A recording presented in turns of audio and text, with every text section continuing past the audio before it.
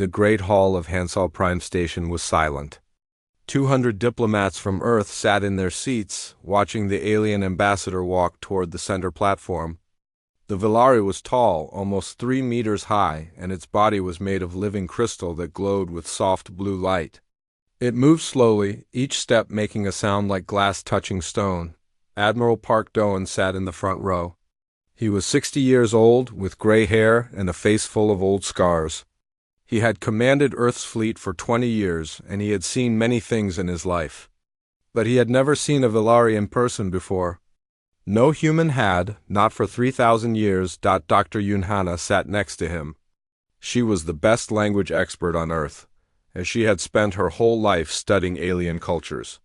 Her hands were shaking slightly, but her face was calm. She had waited for this day since she was a child. Behind them, Captain Shin Taiho watched with narrow eyes. He was young, only 32, but he was already known as one of the smartest tactical officers in the fleet. He did not trust the Velari. He did not trust any aliens. The Velari ambassador reached the platform and stopped. Its crystal face had no expression, but its voice was deep and filled the entire hall. "Humans of Earth," it said. "I am voice of the Dominion. I speak for the Velari people and for the 1,000 worlds under our protection." Admiral Park nodded politely but said nothing. 3,000 years ago, the ambassador continued, our ancestors made a treaty with your ancestors. We agreed to stop fighting. We agreed to leave your small territory alone. We agreed to give you time. The admiral still said nothing. He simply listened. That time is now finished. A small sound moved through the hall. Diplomats looked at each other. Some of them were afraid. Some were angry. But most were simply waiting. "The Velari Dominion has decided," the ambassador said. "You will surrender all your colony worlds outside your home system. You will reduce your fleet to 100 ships. You will accept Velari observers on your planet. If you refuse, we will take these things by force." The hall was completely silent now. 3,000 years of peace. Ending with these words, Dr. Hana leaned close to Admiral Park. "Sir, how should I respond?" The admiral looked at the Velari ambassador for a long moment. Then very slowly he began to smile, and then he began to laugh. It started quietly, just a small sound in his chest. But it grew louder. His shoulders shook. Tears appeared in his eyes. He laughed like he had just heard the funniest joke in the galaxy. The Velari ambassador's crystal body flickered with confused colors. "You laugh? You find this amusing?" Admiral Park tried to speak but could not. He was laughing too hard. Around him, other humans began to smile. Some of them started laughing too. Soon, the whole hall was filled with the sound of human laughter. Captain Tejo was not laughing, but he was smiling. It was not a nice smile. The ambassador's glow turned angry red. "This is not a joke.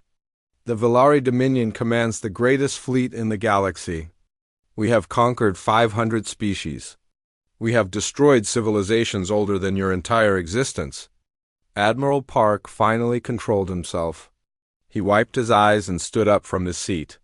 He walked toward the platform, still smiling. "Forgive me," he said. "That was rude. But I have not laughed like that in many years." "You should be afraid," the ambassador said. "Your species is weak. You live short lives. You fight among yourselves. You are nothing compared to us." "Yes," the admiral said. "That is what you think." He turned to Dr. Hannah. "Please explain to our guest." Dr. Hannah stood up and walked to join him. Her hands were no longer shaking. Her voice was clear and strong. 3,000 years ago, she said, we were weak. You are correct. We had just learned to travel between stars. Our weapons were primitive. Our ships were slow. When your fleet came to our space, we could not fight you. The ambassador's glow became slightly less red. "So you understand your position." "We understood our position then," Dr. Hannah said. "So we signed your treaty. We agreed to stay in our small territory. We agreed to be quiet and peaceful. We agreed to wait. Wait for what?" Dr. Hannah smiled. It was the same smile Captain Taiho had. We agreed to wait until we were ready. The ambassador was silent. You gave us 3,000 years, Dr. Hana continued. Do you know what humans can do in 3,000 years? Do you know how much we can learn? How much we can build? How much we can prepare? Your technology has not changed, the ambassador said, but its voice was less certain now. Our observers have watched you. You still use the same ships, the same weapons. We showed you what we wanted you to see. The hall was silent again, but it was a different kind of silence now. It was the silence before a storm. Admiral Park stepped forward. 3,000 years ago, we were children, weak and afraid. But we grew up, and we never forgot what you did to us. We never forgot how you came to our home and told us we were nothing. His smile faded. His voice became hard. Now you come here again. You walk into our house. You tell us to surrender. You think we are still those same weak children you scared so long ago. He looked directly into the ambassador's crystal face. We are not. The ambassador stepped back. For the first time, it seemed uncertain. You are bluffing. You cannot possibly go home, Admiral Park said. Tell your leaders what happened here. Tell them that you declared war on humanity, and tell them that we laughed. The ambassador stared at him for a long moment. Then it turned and walked out of the hall. Its crystal body was flickering with colors that had no translation in any human language. When it was gone, Captain Taiho walked up to the admiral. Sir, do you think they will attack soon? Admiral Park nodded. Yes, they are proud. They will want to prove we were wrong to laugh. And are they wrong, sir? The admiral looked at the young captain. His smile returned, but there was no humor in it now. Only certainty. 3,000 years, Captain. Do you have any idea what we have built in 3,000 years? He turned and walked toward the exit. It is time to show them. The Villari flagship Throne of Eternity was the largest ship in the galaxy. It was 50 kilometers long, and it carried enough weapons to destroy a planet. For 3,000 years, it had been the symbol of Villari power. No species had ever challenged it and survived. High Commander Oryx stood in the War Council chamber, looking at the holographic display of human space. He was old for a Villari, nearly 10,000 years, and his crystal body was dark blue, almost black. He had commanded the Dominion's military for 600 years. He had never lost a war. Show me their fleet, he said. The display changed. Small dots appeared around Earth and its colony worlds. There were perhaps 2,000 ships, most of them small patrol vessels. This is all? Oryx asked. Yes, High Commander, said one of his officers. Our observers have counted every ship. This is the complete human military force. Oryx made a sound like crystals grinding together. In Villari language, it meant contempt. Their ships are slow, the officer continued. Their weapons use simple kinetic rounds and basic fusion missiles. Their armor is thin. One of our destroyers could defeat 10 of their largest vessels. What about their ground forces? Worse, humans are biological creatures. They are soft. They break easily. They require food, water, air. They can only fight for a few hours before they become tired. And they live such short lives that they cannot develop proper military experience. Oryx nodded slowly. How long to conquer all their worlds? 30 cycles, High Commander. Perhaps less. Another Villari officer stepped forward. This one was younger, with bright green crystal skin. High Commander, I must speak. Speak. The humans laughed at our ambassador. They did not seem afraid. Perhaps we should be careful. Perhaps they are hiding something. Oryx turned to look at him. They are biological creatures. They are emotional and irrational. They laughed because they are too stupid to understand their situation. There is nothing to hide. They are weak, and they know they are weak. The laughter was their fear speaking. The young officer wanted to say more, but he stayed silent. On the other side of the galaxy, Lieutenant Big Ji-wan sat in a small room on a Villari space station. She looked like a Villari. Her body was covered in artificial crystal skin that glowed with soft light. She had lived among them for 40 years, pretending to be a trader from a minor Velari colony. She was not a trader. She was a spy. Her room had a hidden communication device built into her own bones. No scanner could detect it. She activated it and sent a tight beam transmission toward Earth. This is Shadow 7, the Velari War Council has met. They believe we are weak. They are planning a quick campaign. 30 cycles to full conquest. They have no idea. Repeat, they have no idea. Sending fleet positions now. She transmitted the data and then cut the signal. If anyone detected her, she would be killed. But she was not afraid. She had trained her whole life for this mission. Her mother had been a spy, and her grandmother too. 3 generations of her family had lived among the Velari, watching, waiting, reporting. Soon, the waiting would be over, on Earth. Engineer Kim Yuri stood in a room that did not exist on any map. It was deep underground, beneath a mountain range that had no name. She was 45 years old, with short black hair and eyes that always looked tired. She had not slept more than 4 hours a night for 20 years. There was too much work to do. Around her were machines that would have seemed like magic to the humans of 3,000 years ago, weapons that bent space itself, shields that could stop a star from exploding, engines that moved ships faster than light without leaving normal space. "Is it ready?" asked a voice in her earpiece. It was Admiral Park. "The Dokebi protocol is fully operational," she said. "All systems are online. We can deploy within 6 hours of your order." "Good. What about the secondary systems?" "Also ready. The Ghost Fleet can launch from hidden bases across all colony worlds. The planetary defense grids are charged. The ground forces have been equipped with new armor and weapons." There was a pause. "How long have you been working on this, engineer?" Kim Yuri thought about it. "I started when I was 25, but the project began before I was born. Before my parents were born. We have been building these weapons for over 1,000 years, Admiral. Each generation added something new. Each generation made it better, and the Velari never knew. We showed them old ships and old weapons. We let them think we were standing still. But we never stopped moving forward. Not for one day." In a school on Earth, a teacher was talking to her young students. The children were 8 years old, and they were very excited. "Teacher Choi," one boy said, "is it true there is going to be a war?" "Yes," the teacher said calmly. "The Velari have declared war on us. Are we going to lose?" A girl asked. The teacher smiled. "What do you think?" The children looked at each other. Then they started laughing. "My grandfather says the Velari are stupid," the boy said. "He says they have no idea what is coming." "My mother is in the fleet," another girl said proudly. "She says she has been training for this her whole life. She says every human has." The teacher nodded. "That is correct.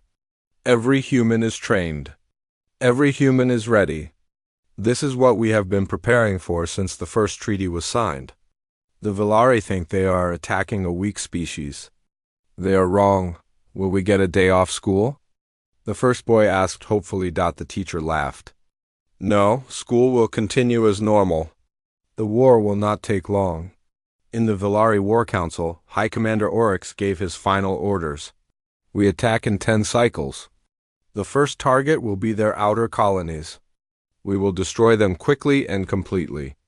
We will show the humans what happens to species that laugh at the Dominion." His officers signaled their agreement. "This will be a short war," Oryx said. "The humans are nothing. They have always been nothing. In 30 cycles, they will be a memory." He looked at the display of human space. Such a small territory. Such a weak species. It was almost sad how easy this would be. He did not see the hidden bases in asteroid fields. He did not see the ships waiting in dark space. He did not see the weapons buried beneath peaceful farm fields. He did not see the truth, but he would soon. He would see everything. And then he would understand why the humans had laughed. Naru 7 was a quiet world. It had green fields that stretched to the horizon, and farmers grew rice and vegetables under a warm yellow sun. There were no military bases on Naru 7, there were no weapons factories. There were only 3 million people living simple, peaceful lives. That is what the Valari believed. Governor O'Mire stood on the balcony of her office, watching the sky. She was 58 years old, with gray hair tied back in a simple style. Before she became governor, she had been a military engineer for 30 years.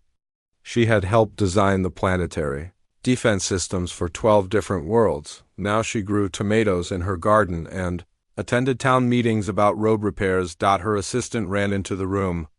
Governor, Valari ships. 20 of them, coming out of faster-than-light travel? O'Mire nodded calmly. How long until they reach orbit? 15 minutes?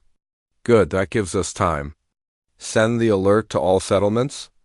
Tell Sergeant Hand to prepare his people. And please make some tea. I think we will need it. Her assistant stared at her. Tea? Governor, we are about to be attacked. Yes, and I am thirsty. Go now. In the town of Bada, Sergeant Hanjunsu was serving noodles to his customers when his communicator buzzed. He was 40 years old, with strong arms and a friendly smile. He had run this noodle shop for 15 years. Everyone in town loved his cooking. He read the message and put down his ladle. Everyone, he said to his customers, I am sorry, but the shop is closing early today. The Valari are coming. His customers nodded and stood up. There was no panic, no screaming. They simply paid for their meals and walked out to their vehicles. See you after, Sergeant, one old woman said. Yes, grandmother. Save me some of your pickles. She laughed and drove away. Da Hanjunsu walked to the back of his shop, where there was a door that led underground. He placed his hand on the scanner, and the door opened. Below was a room full of weapons and armor that could destroy a tank with one shot. He began to put on his equipment. Around town, 3,000 other farmers were doing the same thing. Medic Choi Yunji was treating a child's cut knee when the alert came. She was 35 years old, the only doctor in her village of 500 people. She was kind and gentle, and children loved her because she always had candy in her pocket. Well, she said to the child, it looks like I need to go to work. The Valari? The child's mother asked. Yes, don't worry. We have trained for this. Take your daughter to the shelter and wait. This should not take long. She walked to her clinic's basement and opened a hidden cabinet. Inside was her combat medical kit and her personal weapon, a rifle that could fire through solid rock. Time to go, she said. Quietly, the Valari ships entered orbit and immediately began broadcasting. Humans of this world. This is Commander Thex of the Valari Dominion. You are now under our control. Surrender immediately or we will destroy your cities from orbit. You have 5 minutes to respond. In her office, Governor O'Mire sipped her tea and watched the ships on her display. 20 warships, each one powerful enough to glass a continent. The Valari commander probably thought he was being generous by giving them 5 minutes. She opened a communication channel. Commander Thex, this is Governor O'Mire of Naru 7. I am afraid I must refuse your offer. There was a moment of silence. You refuse? You have no military forces. You have no defenses. We will kill everyone on your planet. I understand your confusion, the governor said politely. You have been given bad information.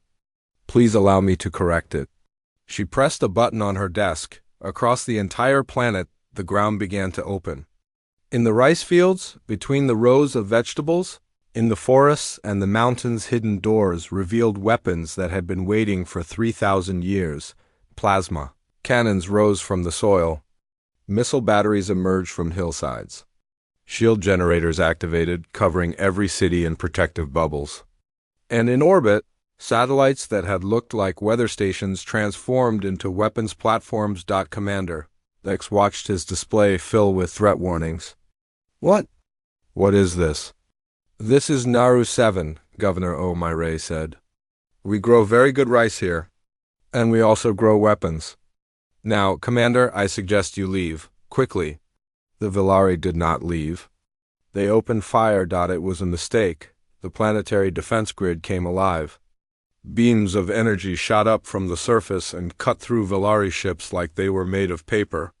Missiles launched in waves, too many to count, too fast to stop. In 30 seconds, 5 Valari warships were destroyed. Commander Thex screamed orders at his crew. Return fire. Destroy that planet. But the shields held. The Valari weapons could not break through. On the ground, things were even worse.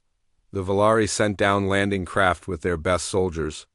These soldiers were elite warriors, trained for 1,000 years. They had never been defeated in ground combat. They expected to find frightened farmers with primitive weapons. Instead, they found Sergeant Han Junsu. He came out of the forest in armor that made him look like a demon from old stories. His weapon fired bolts of energy that went through Valari crystal bodies like they were glass. Behind him were 300 other farmers, all in the same armor, all with the same weapons. "Hello," Han Junsu said cheerfully. "Welcome to Naru 7. I am sorry, but you cannot stay." The battle lasted 4 hours. The Valari soldiers were brave. They were well trained. They fought hard. But they had never faced anything like this. The humans moved too fast. Their weapons were too powerful. Their tactics were too perfect, and they would not stop when a human soldier was injured. Medic Choi Yunji was there in seconds. Her medical technology could heal wounds that would kill any other species.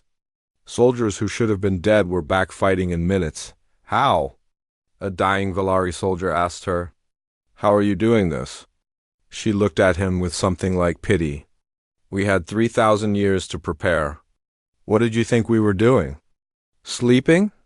By the end of the day, 12 Valari warships were destroyed. The other 8 ran away. On the ground, over 5,000 Valari soldiers were dead. The humans lost 47 people. Governor O'Meara stood on her balcony again, watching the Valari ships retreat. Her tea was cold now, but she did not mind. Her communicator buzzed. It was Admiral Park. "Governor, excellent work. The whole fleet watched your battle. The Valari are terrified." "Thank you, Admiral. It was a good test for our systems. I have some suggestions for improvements." "Of course you do."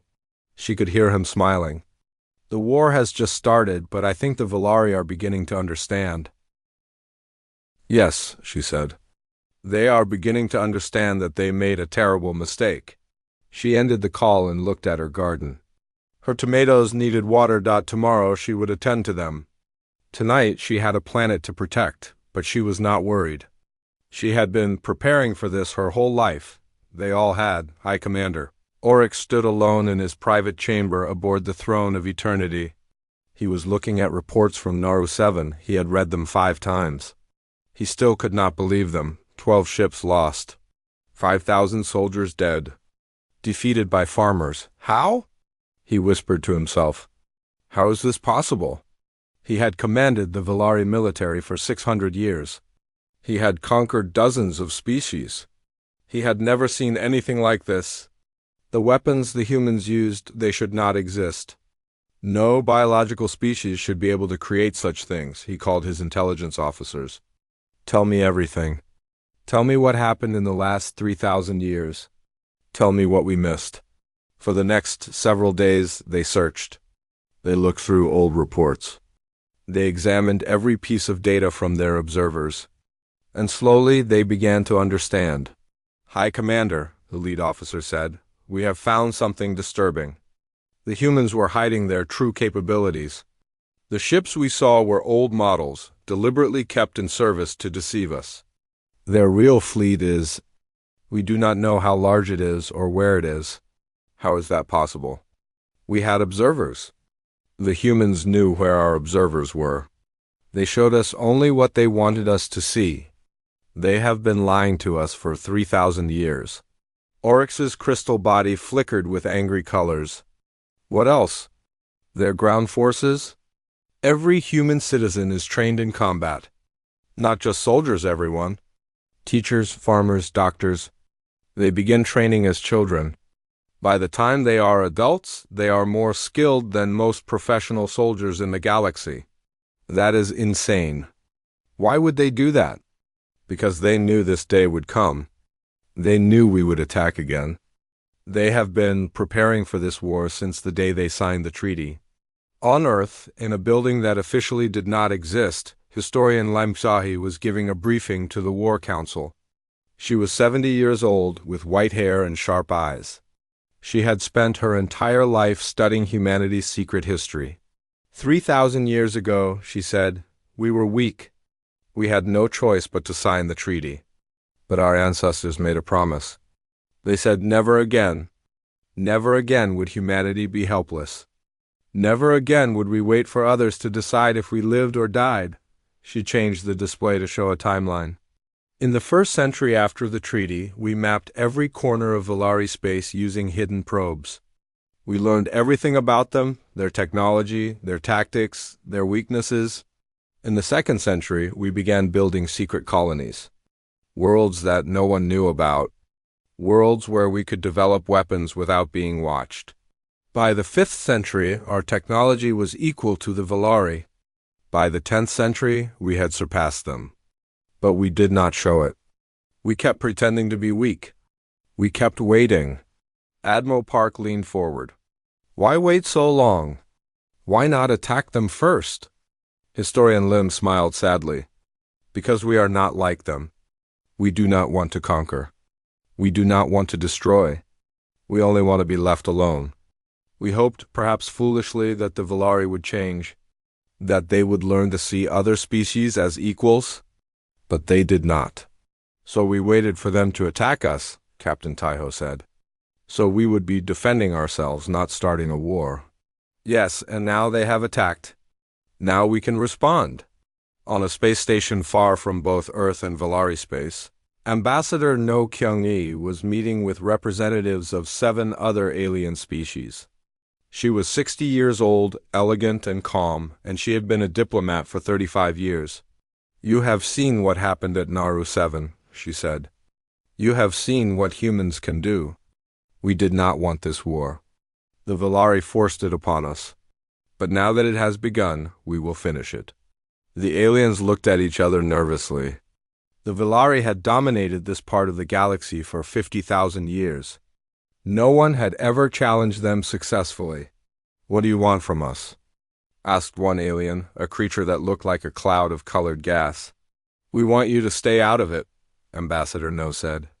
Do not help the Valari. Do not give them ships or weapons or supplies. If you remain neutral, we will leave you in peace. If you help them, she paused. We would prefer not to discuss that possibility. And if the Valari demand our help, tell them you are afraid of us. Tell them you saw what we did at Naru 7 with farmers and farm equipment, and you do not want to see what we can do with our real military. That will be the truth. The aliens agreed. They signed non-interference treaties and returned to their worlds. They were afraid of the Valari, but they were more afraid of humans now. Back on the throne of eternity, High Commander Oryx received more bad news. High Commander, 7 species have declared neutrality. They will not support us. Cowards, Oryx growled. Also, we have detected human fleet movements. They are not defending anymore. They are advancing. Toward us, Oryx looked at the tactical display.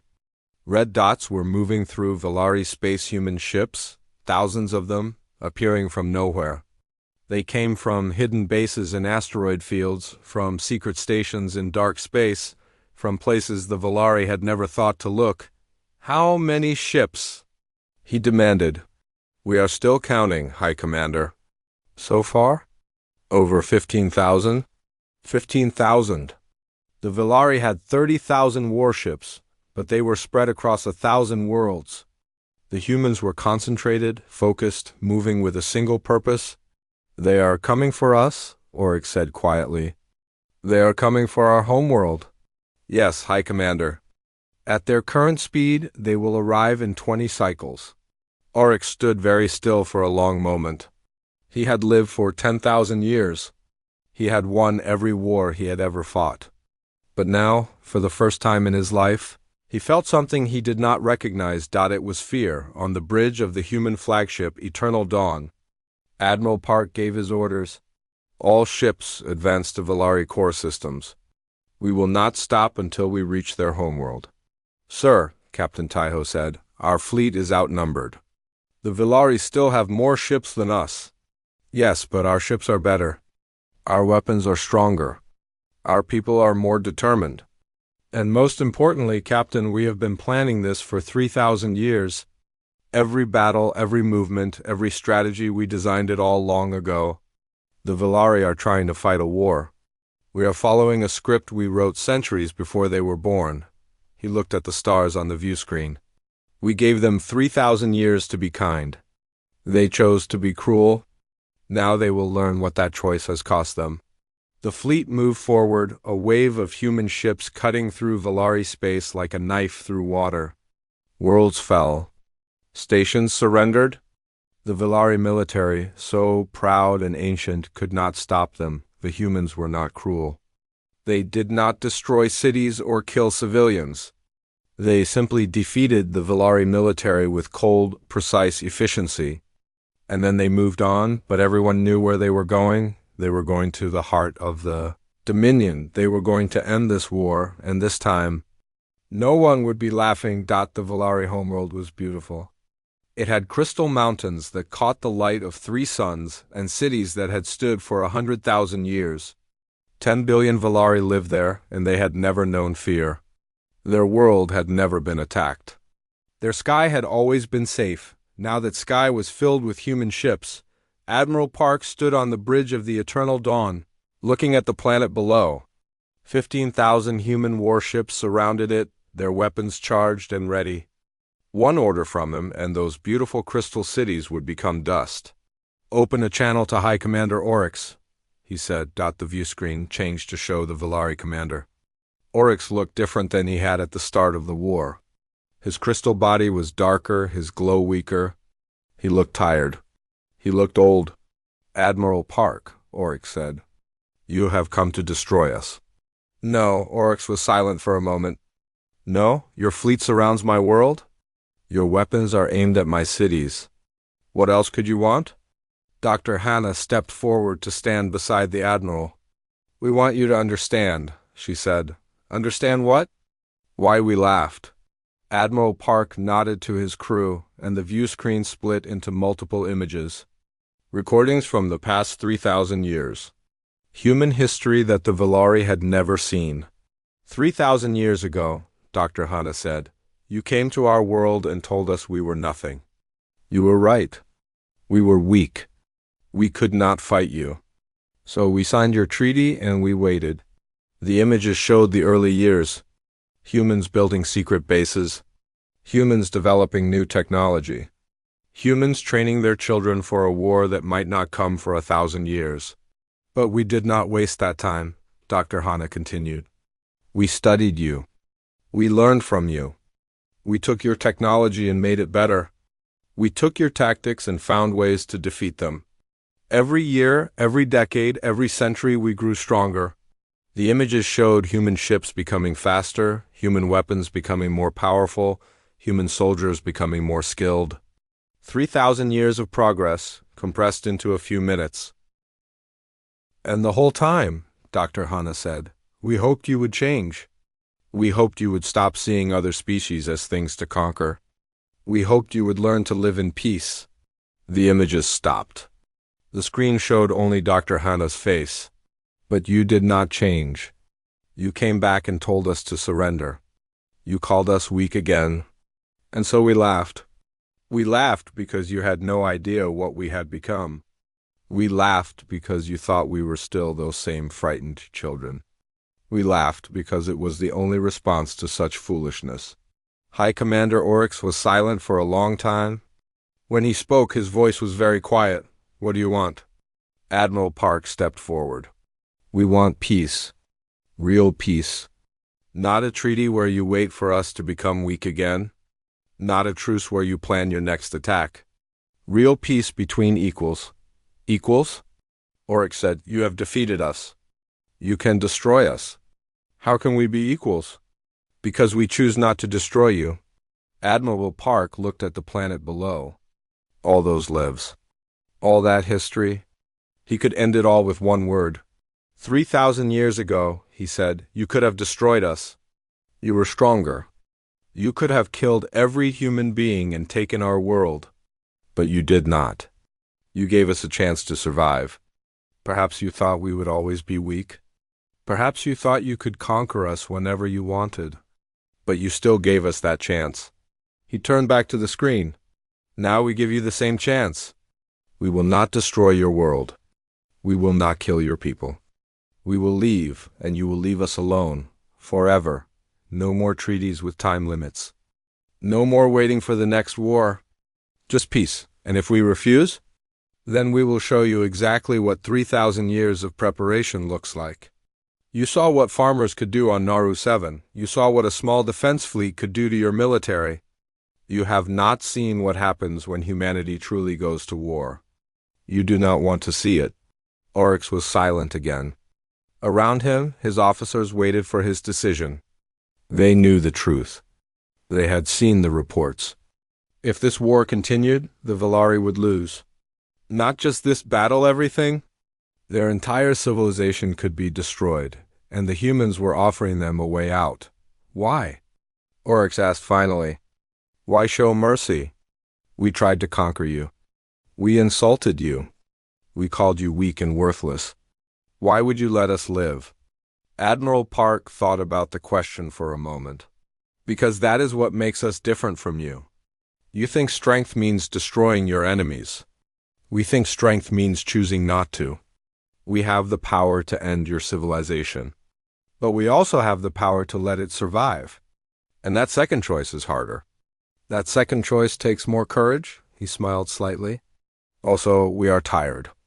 We have been preparing for this war for 3,000 years. We have been training, building, waiting. Now we want to rest. We want to live our lives without worrying about what you will do next. We want to grow tomatoes and make noodles and watch our children grow up in peace. So give us peace. Real peace. And we will go home. Oryx looked at his officers. He looked at the human ships surrounding his world. He looked at the Admiral's face on the screen. Then he made his decision. We accept, he said. Peace, real peace. No more war between our peoples. Admiral Park nodded. Good, Dr. Hanna will work out the details with your diplomats. It will take time, but we will find a way to live together in this galaxy. He signaled his crew, and the weapons powered down. High Commander, I hope we do not meet again. But if we do, I hope it will be as friends. He ended the transmission. Captain Taiho walked up beside him. Sir, do you think they will keep this peace? I do not know. But I think they will try. They have seen what we can do. They know that another war would destroy them. And perhaps in time they will learn that peace is better than conquest. And if they do not? If they attack again? Admiral Park smiled. Then we will laugh again. And we will teach them again. As many times as it takes. 1 month later, the new treaty was signed. It was called the Eternal Accord, and it promised peace between humans and Valari for all time. There were no time limits, no conditions, no tricks. Just peace. Admiral Park retired the next day. He went to a small house by the sea where he could hear the waves at night. He planted a garden. He learned to cook. He read books and took long walks on the beach. His grandchildren visited him often. They would sit on his porch and he would tell them stories about the old days, about the war and the peace and the 3,000 years of preparation. Grandfather, his granddaughter asked one day, why did you laugh when the Valari declared war? Were you not afraid? Admiral Park looked at her young face so full of curiosity. I laughed because I knew something they did not, he said. I knew what humanity had become. I knew what we could do. And I knew that we would win. But how did you know? He smiled and put his arm around her. Because we are human. And humans do not give up. Humans do not surrender. Humans prepare and train and wait, and when the time comes, humans win. He looked out at the sea, at the sunset painting the water gold and red. The Valari thought we were weak because we are small and soft and we do not live very long. But that is exactly why we are strong. We know our time is short, so we make every moment count. We know we are fragile, so we build things that will last. We know we will die, so we fight to protect what we love. He pulled his granddaughter closer. That is why we laughed, little one? Because the Valari looked at us and saw weakness. But we looked at ourselves and saw something else. What did you see, grandfather? Admiral Park smiled. We saw humanity. And that was enough.